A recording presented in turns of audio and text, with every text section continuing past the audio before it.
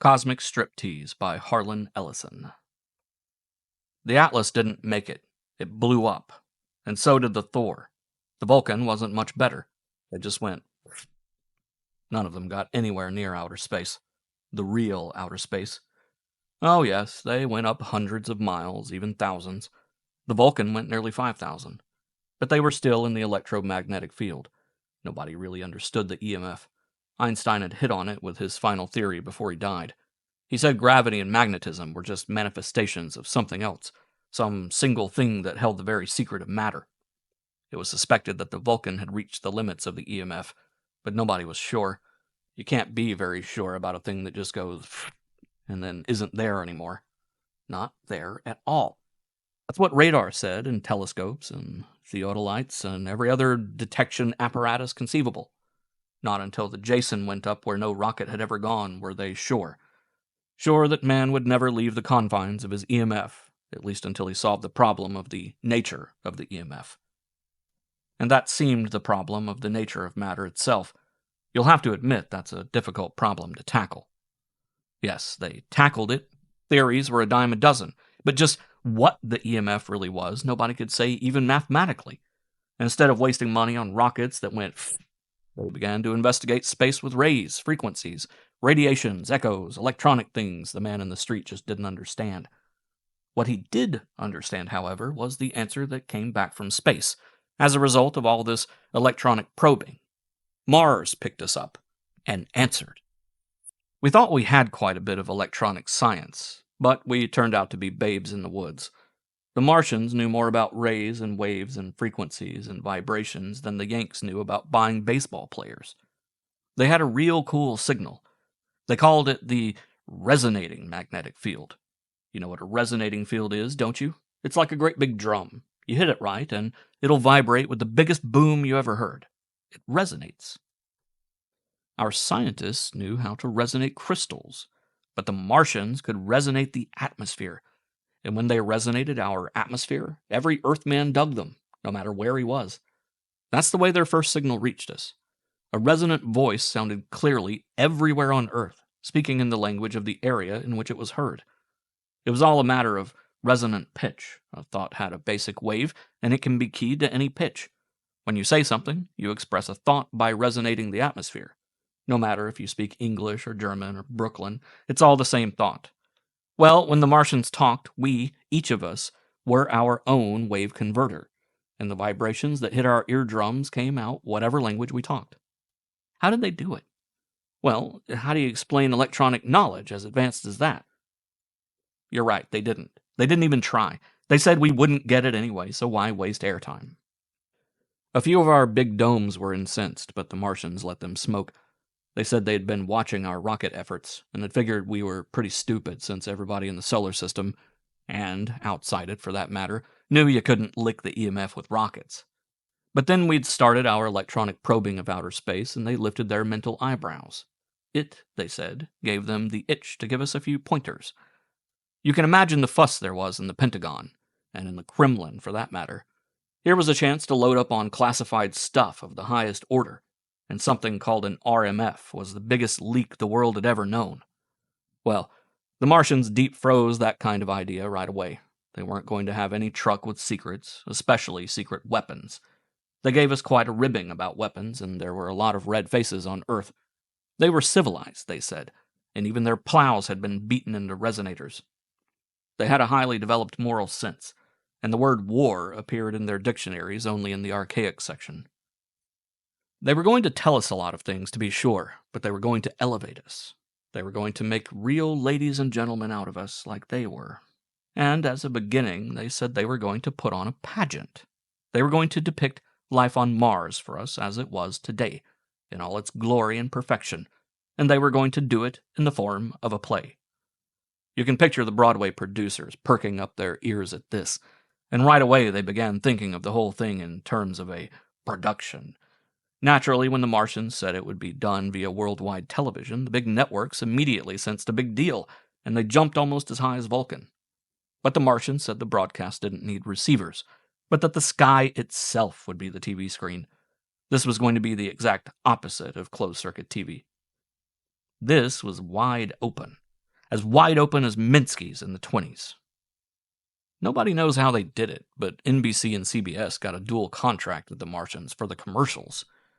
Yes, it's true. The Martians agreed to monitor their commercials and then rebroadcast them as part of the big show that was to introduce Earthmen to Martians. The sponsors weren't difficult to sell. They fell all over themselves to get spots on the program. Actually, the whole thing was the most serious development in world history. Picture it for yourself. Out of a clear sky one day, at night because it involved the whole Earth in the same instant, a voice came from outer space, from Mars, and introduced us to a form of life our scientists had always claimed was a member of the lichen family, but which actually was a lot more human than you are. What we had thought was the lowest form of mossback was actually the highest human civilization in the solar system. Wedgwood china, suspension bridges, and hot dogs were old stuff 30,000 years ago with the Martians. They were really advanced, and when we understood it, most of us, that is, we felt mighty flattered to think that they were going to try to rub some of it off on us. Actually, the big show idea was a good one. Their psychologists had studied us and had decided that the best way to educate us was the painless way, by entertaining us. They knew how TV fascinated us. They noted our bowed shoulders, our kinked necks, our TV squint. What more natural thing than to put on the biggest TV show of all, and at the same time take the bow out of our shoulders, the kink out of our necks, and restore the focus of our eyes to the natural one of infinity. The whole sky was going to become one gigantic television screen, in perfect focus, in full. How full we never imagined until we saw it, color, and in 3D. This big show, they said, was going to come in like cosmic rays, from every direction, but seeming to focus directly overhead. Every seat in the house would be the best seat in the house. You were the entire audience, sitting in the one seat, surrounded from horizon to zenith by the entire stage.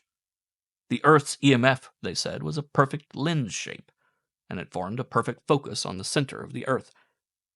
The atmosphere was a perfect lens also because it was governed by, and in fact owed its existence, as did the entire Earth, to the EMF.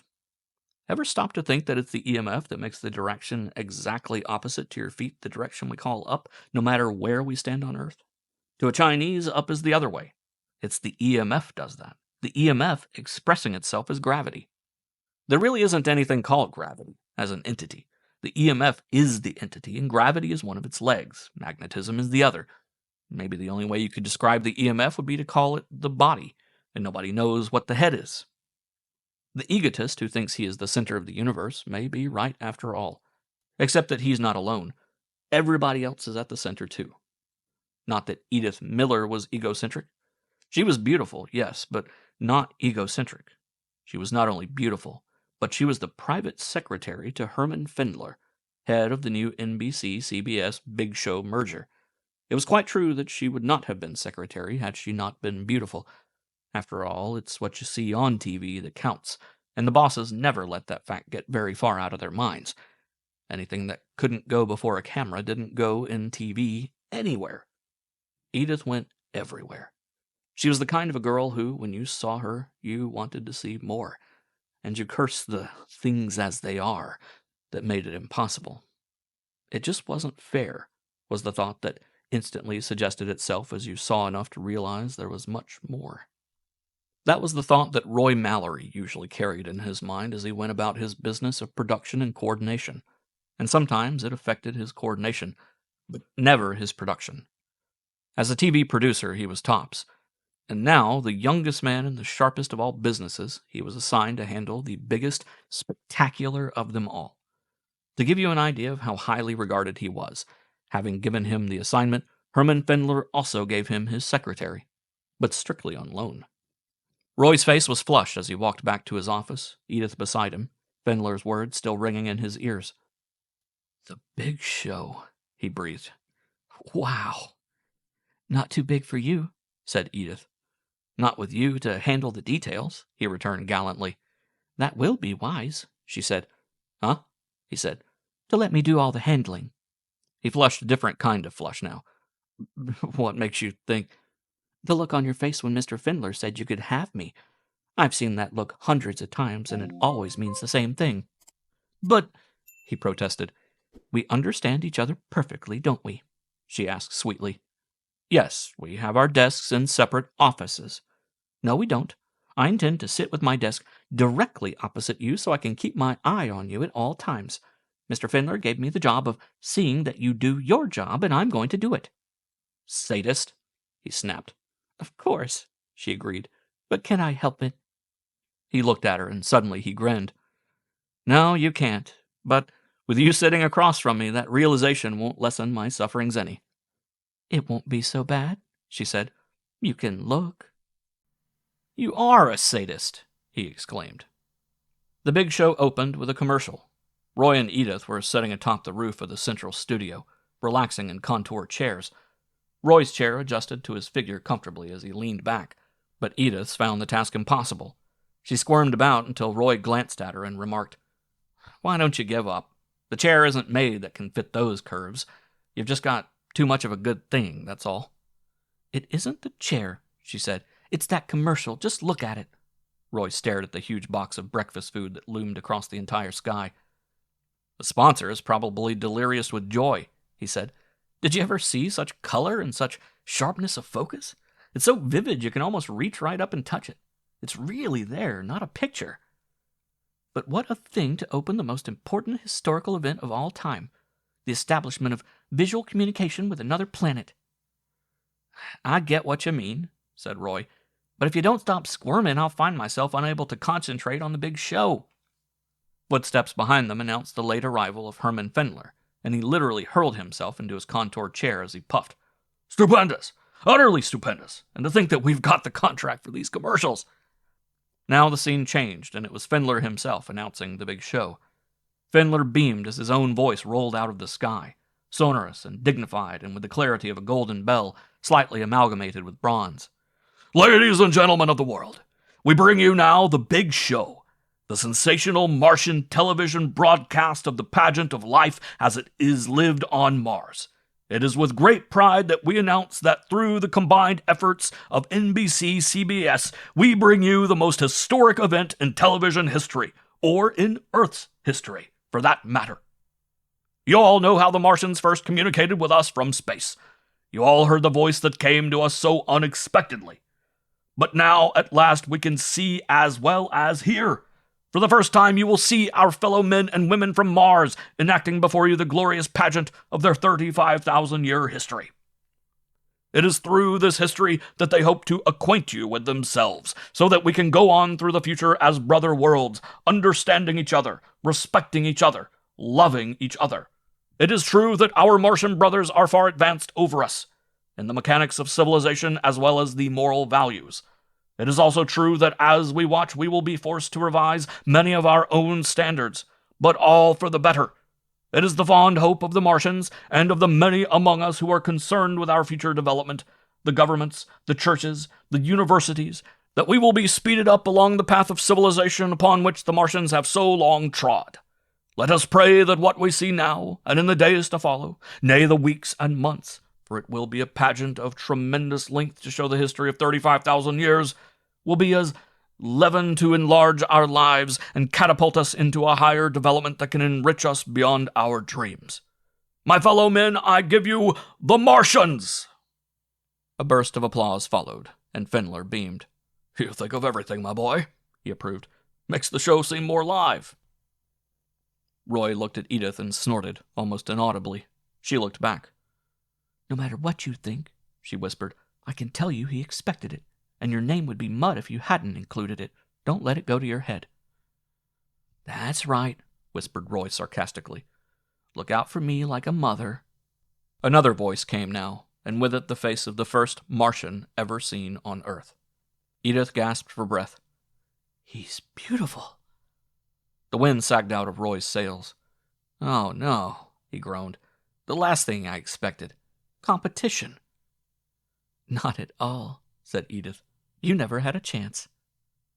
He'll never lay a hand on you, said Roy maliciously, unless he can do it over TV. If he could, I think I'd let him, returned Edith sweetly. Your cruelty is savage beyond comprehension, growled Roy. Why don't you jump off the roof? His voice trailed away as he listened to the Martian. Fellow men and women of Earth, came the voice, exquisitely clear and cultured, we are happy to present ourselves to you. In order that you may know us completely, we will begin with what we on Mars consider the most important facet of our lives, the family.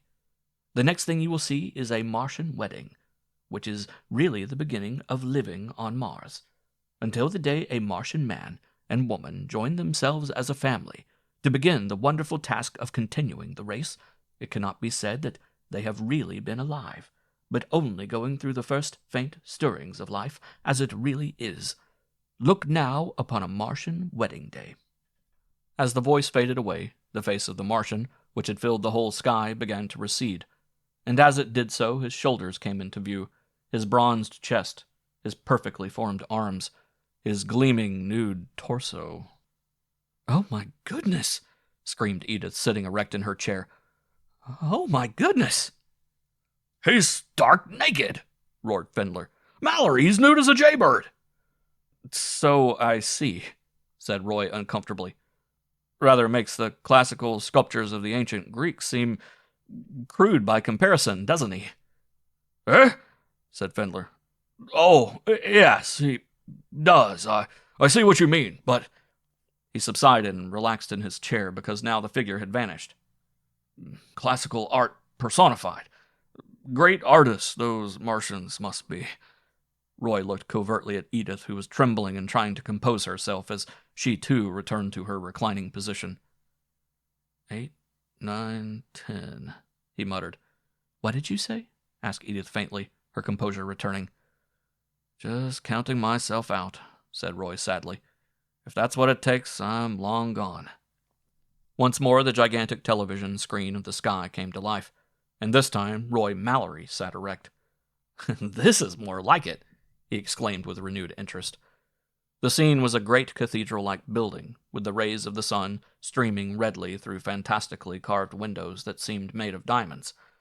Walking straight toward them came a young woman, smiling radiantly, and bearing in her arms a large bouquet of the most vivid and exotic flowers Roy had ever seen.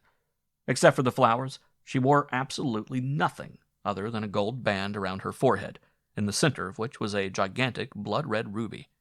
Standing on both sides were long rows of smiling men and women, 2 by 2, and in common with the girl who advanced down the aisle between them, they were all completely naked.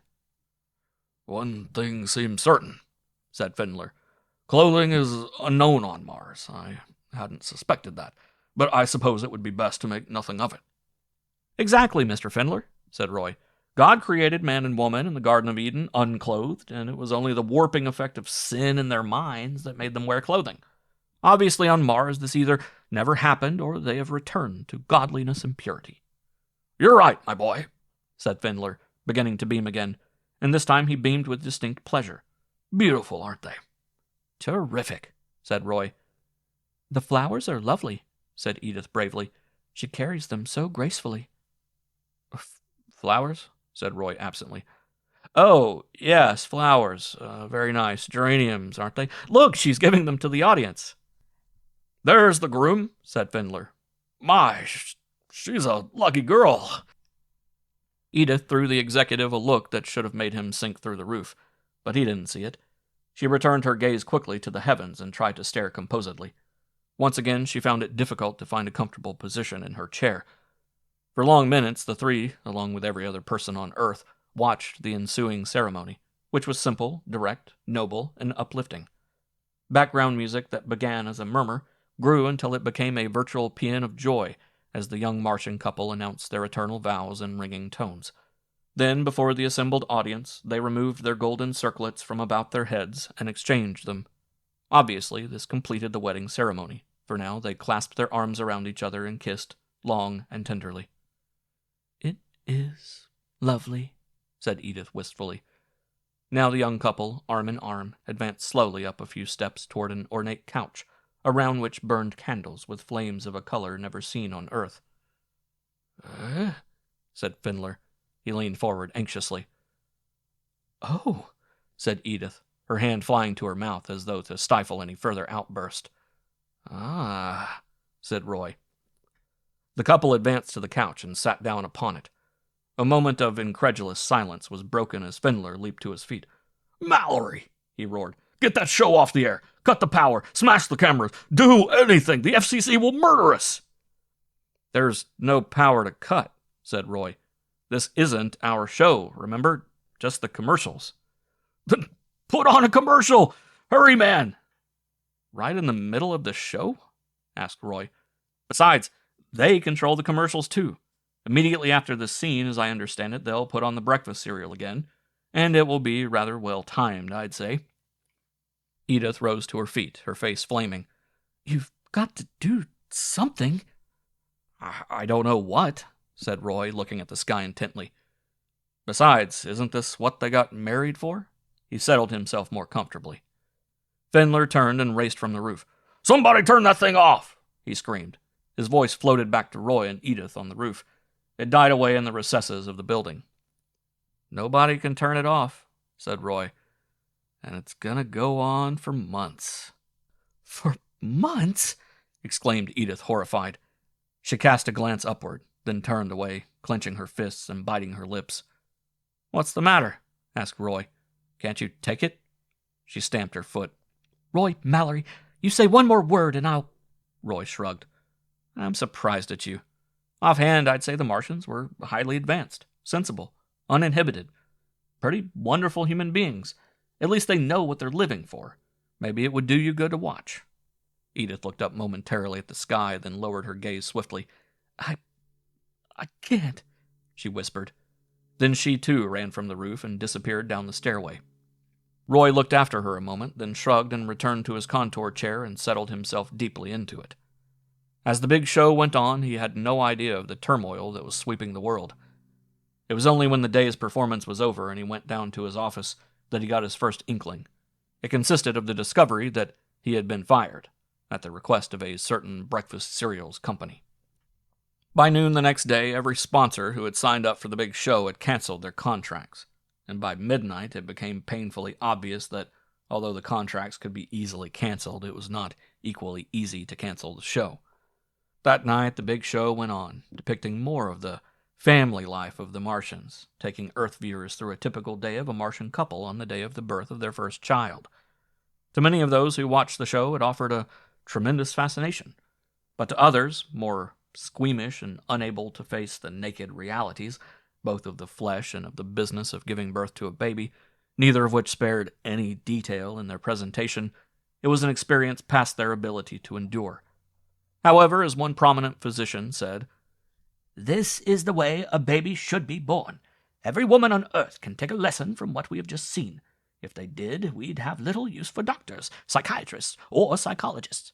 This is the miracle of birth as it was meant to be." It was the unfortunate sponsor who made the loudest noise, though. His screams were heard the world over. His brand of beer, spoken of in such glowing terms before and after the broadcast, wasn't worth a nickel after the Martians did a rerun of the show depicting how the birth would have gone if the mother had been a drunkard. Now, indeed, were there faintings and mental blow-ups among the populace. The scene was rather ghastly. Some thought the Martians had overdone it, but as the president of the WCTU remarked triumphantly, "Exactly what we've been saying for decades." At midnight, the FCC suspended the license of the NBC-CBS Big Show merger, and Herman Findler himself lost his job. Along with him, of course, Edith Miller became unemployed, although no woman in that category could claim to be more beautifully unemployed. Roy Mallory, visiting his office to remove some of his personal belongings, found her emptying her own desk.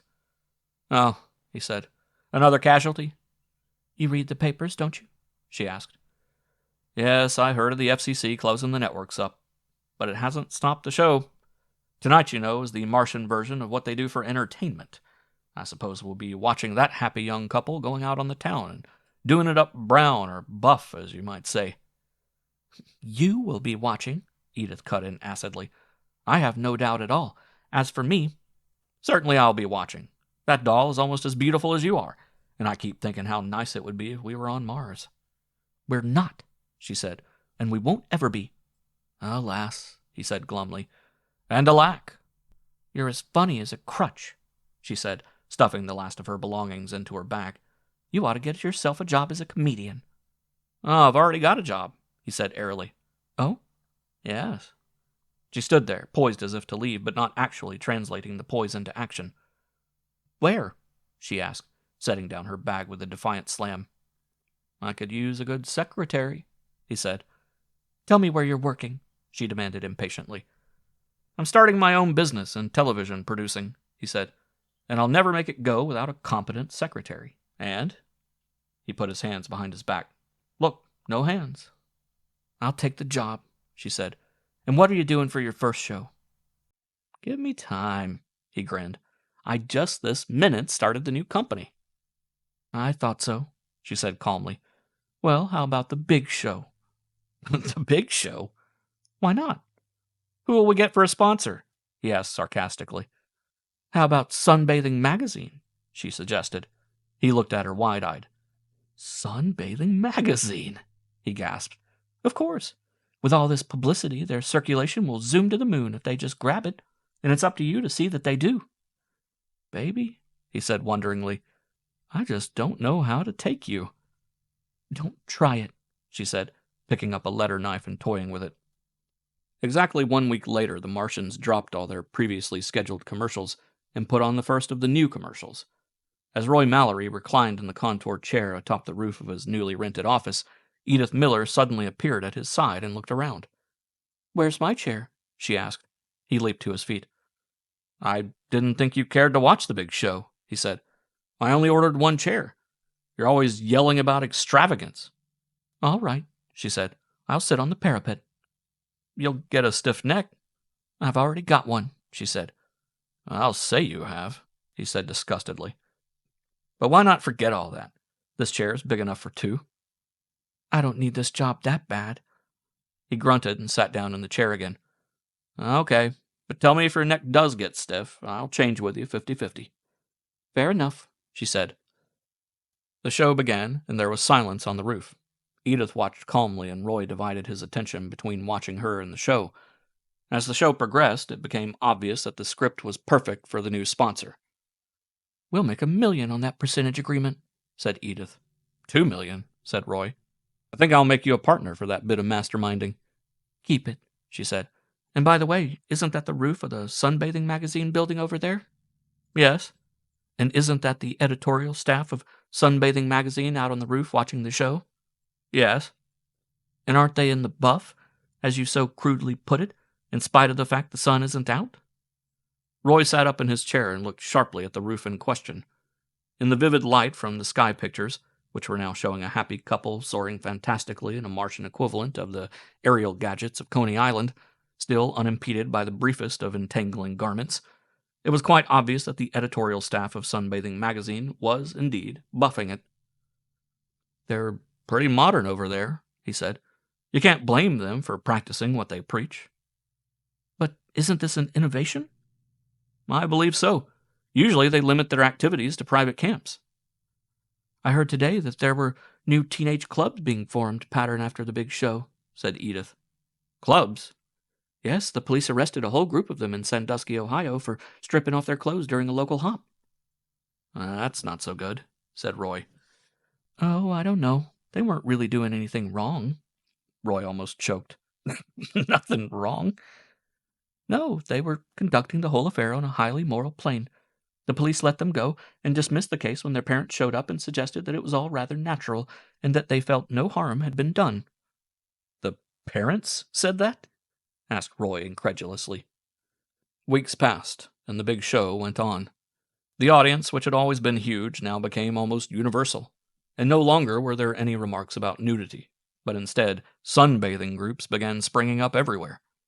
For a time, this development, which began to edge its way into public places with an accelerated pace, rather than private camps, stirred up another storm, and there were demands that Sunbathing Magazine be banned from the newsstands. This fell through when the authorities pointed out the magazine was tame compared to the show in the heavens. Then one day Edith handed the phone to Roy with the remark, "Another sponsor." "Who?" asked Roy in surprise. "The League of Decency," said Edith. "Something about if they can't lick 'em to join 'em." There was a peculiar look in her eyes as Roy took the phone and leaned back in his swivel chair to talk. When he had finished, he turned back to Edith and said, "Baby, I've got a hunch that it won't be long before the only use the people on this earth will have for clothing will be for protection from the elements, which after all are not as temperate on Earth as they are on Mars, with its scientifically controlled weather. You may be right, she said. She busied herself with her filing cabinet. That night, as Roy lay back on the roof chair watching the Martian version of a musical show, which several weeks ago would have seemed tremendously daring, it stirred scarcely a flicker in his nervous system. It was in the middle of the ballet, wherein lovely Martian girls soared about on twinkling toes, gloriously nude, bathed only in incredibly exotic color symphonies played on them by a master color organist, that Roy heard the soft pad of footsteps behind him. He heard Edith seat herself in her chair, but paid no attention, so engrossed was he in the spectacle before him. But as he lay there, something nagged at the back of his mind disturbingly, and all at once it hit him. Edith's footsteps had had the unmistakable slap of bare feet. For an instant, he lay there frozen. Then he turned his head with a jerk. Edith was lying in her contour chair, composedly looking at the big show, and she was as naked as the day she was born. He sat up angrily. "This is going too far," he exploded. Edith turned to him in wonderment, her eyes wide. "What?" she gasped. "That's certainly a strange reaction coming from you." "You're as buff as a billiard ball," he said indignantly, his face growing red. "I don't think I look like a billiard ball," she said. "I've always been under the impression I was rather nice looking, neither square nor perfectly round, just nicely curved." "Your sadism has gone too far this time," he snapped. "I don't appreciate it at all. You can sit here and moonbathe if you want to. I'm going downstairs and work." He began to stride toward the roof entrance. "What's the matter? Can't you take it?" she called after him. He whirled. "If it'll satisfy your sadistic little mind," he said. "I can't. Now, are you pleased with yourself?" She looked hurt. "Who's being a sadist?" she said. She stood up and came toward him. He grew giddy, and for a moment the roof whirled around him. Then all at once he found himself lying on the roof, and his head cradled on her lap. He looked up at her. "You aren't being a sadist?" he persisted. "Of course not," she said. "After all, the Martians are 30,000 years ahead of us, and if it's all right with them, who am I to be backward?" "Baby," he said, drawing her lips down to his, "you've been ahead of them all the time." And all over Earth, the mankind took a gigantic step forward into a new Eden that promised many good things. End of Cosmic Striptease by Harlan Ellison.